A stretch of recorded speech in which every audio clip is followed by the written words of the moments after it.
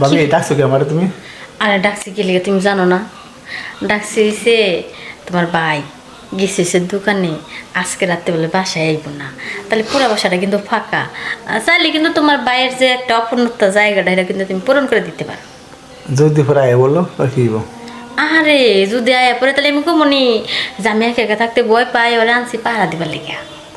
আর তোমার ভাই তো মনে করো যদি ঠিক মতো রাতের বেলা শুয়ে দেহ না, রাতের বেলা যদি দেহ তোমার ভাববো যে কোনটা বেটি মানুষ আর কোনটা বেটা মানুষ সেটা বোঝার কোনো ক্ষমতা নাই। রাখো রাখো, চো দেখে না যে তুই জায়গা থেকে মেরে দেনি দেহে তো মাঝে মধ্যে এই কাম করে, জায়গা থুয়ে বে জায়গায় মারে, পরে কই দেহ রাস্তা কিন্তু এটা না, গাড়ি কিন্তু তুমি ভুল পথে চালাইতেছো, নাও গাড়িটা যখন সঠিক পথে চালাও। রাস্তায় তোমার কানা জুটলো জায়গা থেকে বেজাগাতে মেরে দেয়।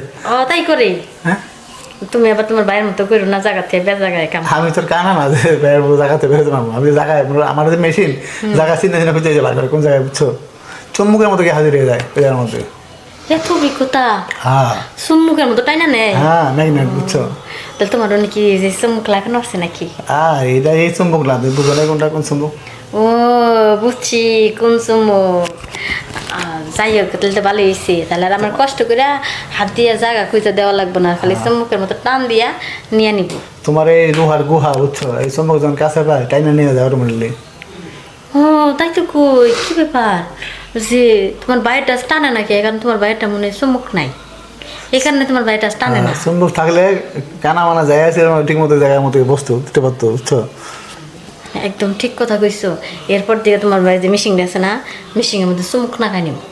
আচ্ছা ভাই মেশিনটা করে কেন তোমার দিয়ে শুনি? ওই করে না পাইরা বুঝো না, কানা মানুষ হয়ে দেয় না মজা পাবো? মজা না পেলে কি বো, অন্ত বিয়াটা বইয়া ঠইকে গেছি, ওইটা দিয়ে কাম চালা লাগবে। শুরু ভাই বেড়া আছে ওরে দিতে পার না?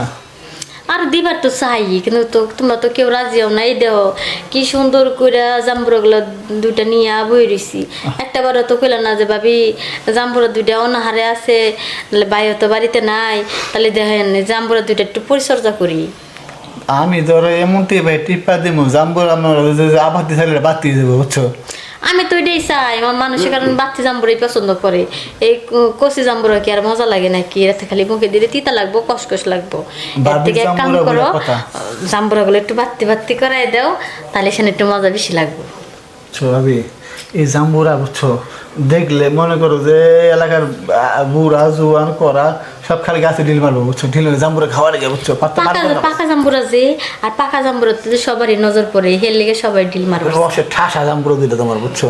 তাহলে তুমি আমার এই জাম্বুরা দুটা টিপা পাকা খাসা বানাই দাও, রস বড়া টপটপা থাকবো। গ্রামের যত বুড়া মানুষ আছে জোয়ান মানুষ আছে সবাই ঢিল মারে। খাইছি।